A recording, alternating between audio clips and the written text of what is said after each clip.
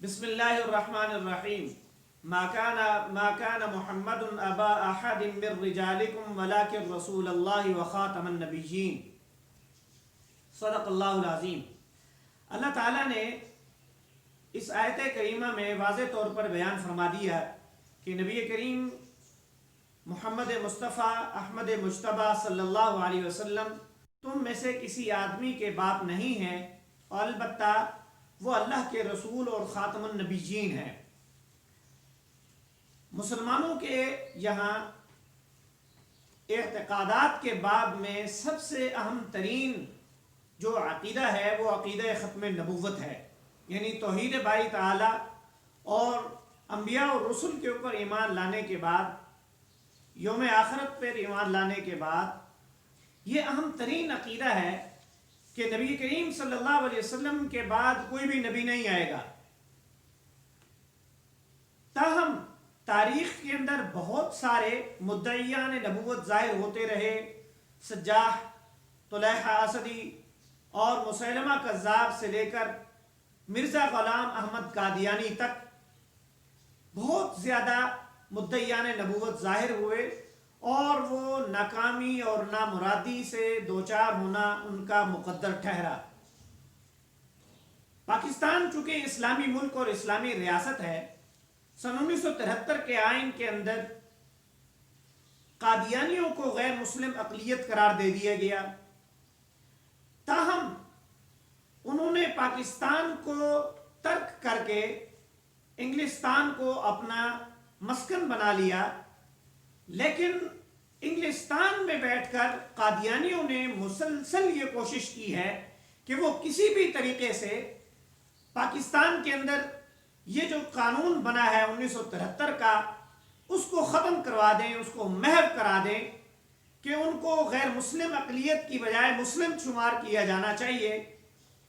اس حوالے سے مسلسل کوششیں کرتے رہے ہیں اور سیاسی طور پر عالمی دباؤ اس پاکستان کے اوپر ڈالتے رہے ہیں، امریکہ، یورپ اور دیگر ذرائع سے، اور دہشت گردی کی لہر بھی اسی حوالے سے بپا کی جاتی رہی ہے، پاکستان کو غیر مستحکم کرنے کے حوالے سے۔ یہ ساری وہ کوششیں ہیں۔ اب افسوس کی بات یہ ہے کہ ابھی موجودہ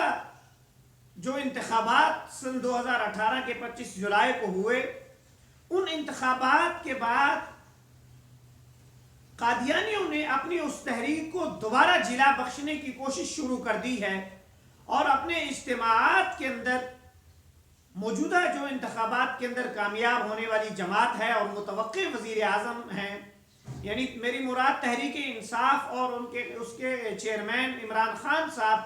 جو متوقع وزیر اعظم ہیں، وہ ان سے ببانگ دہل